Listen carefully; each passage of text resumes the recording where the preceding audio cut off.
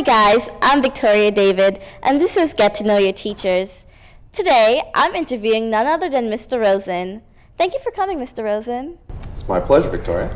Can we start off with telling us a little bit about yourself? Like, where were you born and where did you grow up? Sure. I was born in Hartford, Connecticut, and I grew up in West Hartford, which is a town that's very much like Radnor Township in a lot of ways. I left Hartford in 1985 after I graduated from college, and I never really went back. I went to college at Harvard, and I got my undergraduate degree there. I went to work for a software company, and went back for my graduate work at the Harvard School of Education, and I've been a teacher most of the year since then. Wow. Thank you. That's what I was going to ask you. What's your educational background? Like, Yeah. You answered it. It's good.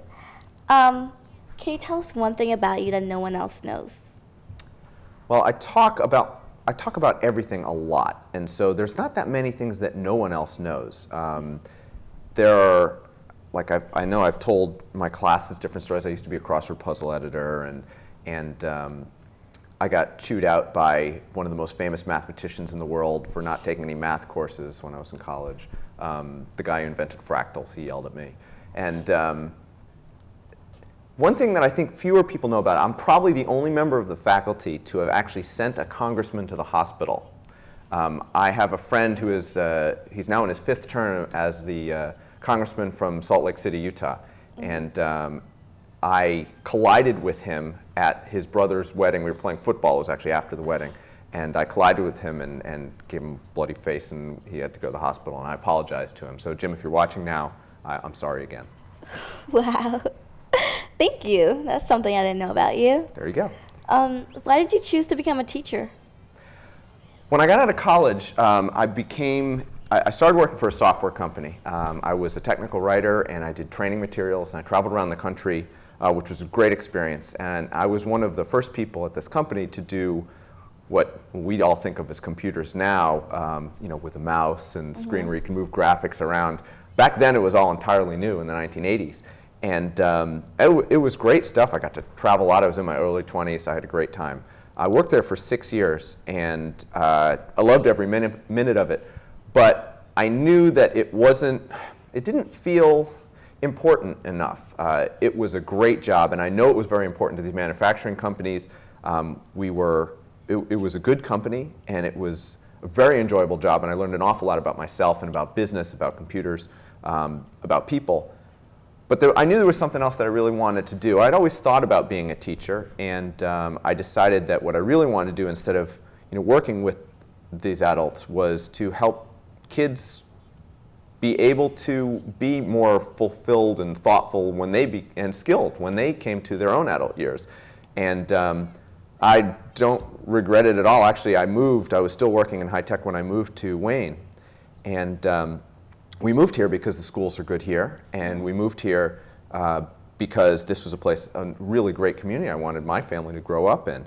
And when I applied for a job, I had a job offer from Lower Merion, but I took the one from Radnor, even though it didn't pay as well, because this was my town, and I really like being part of a community.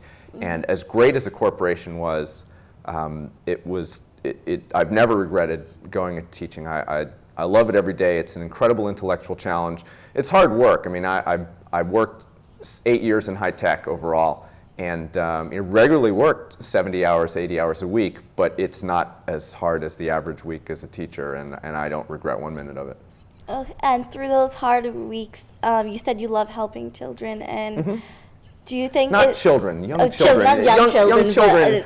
Yeah, I've got my own, and they're wonderful people. But I really want to work with high school students. They're not really children. They're in the middle between young children adults. and adults. Young adults. It's very important to say that. Children, I don't know. So in your career of teaching, has there ever been this one profound moment where either a student surprised you, or it just made it worthwhile, all the hard work that you put into teaching? Has there ever been this one moment? Absolutely. There's 2 things that come to mind. One is kind of lighter, and the other one is really serious, and I actually think about it a lot. My first year here at Radnor, Mr. Wright and I were teaching, it used to be called HELL. It was the Senior Interdisciplinary Course. It doesn't exist anymore. It was replaced by Senior Seminar. And we came up with there was something that I had always wanted to do.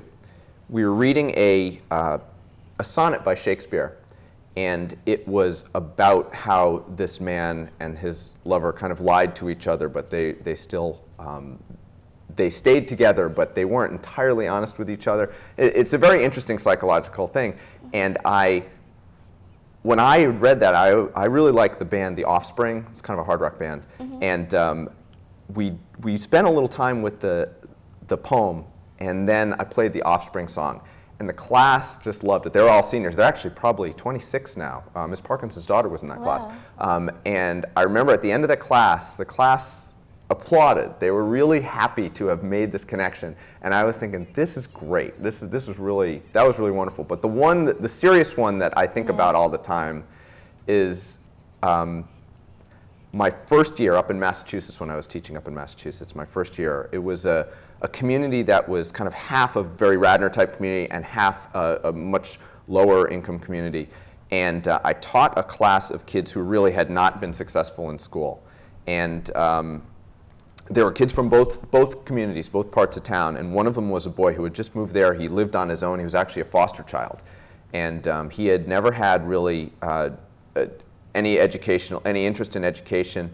He got an F the first quarter, and he had a D the second quarter, and a C minus the third quarter, and he had an A minus the fourth quarter. I've never had a student do even close to, I've never had a student rise that far. And this kid was just, his interest in language and his background, he had a gang background, just a great kid, so interested and so intelligent. In that class, I really felt like I had reached him, and it was very important to me that we'd had that experience, and he will always be one of the most important students in my life. He's got to be in his early 30s now. I haven't spoken with him for many years, and I often wonder where he is. But his experience has meant a lot to me. Oh, that's a really good story. Thank you. And banging off of that, you said in your classrooms, I know I have you as a teacher, you love reading. We all know you love reading. Is there any other hobbies that you have in your free time? Well, I do like. I've always liked sports. I've always liked. I don't do as much in sports as I used to. I'm now mostly old and weak. But I liked. I really like crossword puzzles. I mentioned that I was a crossword puzzle editor. I don't really do them anymore, but I really like making them, and I don't do that very much, but it's a lot harder to make one. I find that just a tremendous challenge. I used to paint some. Are you good at painting? My wife said that I'm pretty good. I made her a painting once, but I'm not a great painter. I don't have the patience for it. I'm too impatient. So it's mostly the reading. I mean, I've got two little kids, and I love spending time with them. Geography is another thing I really like. I mean, I could spend hours reading blogs and studying things like education, spending time with my kids and my wife, and traveling. I've got two dogs, and just spend a lot of time in Wayne. It's a nice place to live, and I like just being in the community. Oh, that's nice. Thank you. And I have, last but not least, a fun question. Okay. If you could be any superhero, who would you be and why? If I could be any superhero, well, I think I would have to. Okay, my first choice is I'm going to say the Escapist. Now I know who you know the Escapist is. The Escapist is a character in Michael Chabon's novel, The Amazing Adventures of Cavalier Clay, and I would love to be in a really great book, for one thing. But I tend to like the superheroes who are more like the Batman types, who are real people who do extraordinary things, as opposed to the ones who are your Superman, alien powers, and things like that. That said, I always kind of wish I could be Plastic Man and lie on the couch and kind of reach into the other room and get something out of the fridge without getting up, because that would be really cool. I would like that power. That's pretty much it. That's really surprising. Well, not the Escapist one, but the Plastic Man one. Yeah, well, Thank you. And do you have a secret talent that it doesn't have to be something really extravagant? My family says that I make good breakfast. So if you come to eat at my house, you want to come for breakfast. It's I make waffles and matzo brie.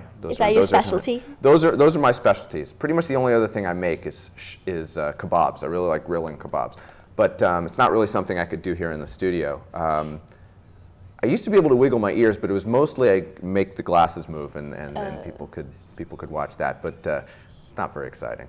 Oh, it's okay. Well, thank you so much for coming. I know you're my very pleasure. busy. Thank you, Mr. Rosin. It's great to talk to you. Thank you.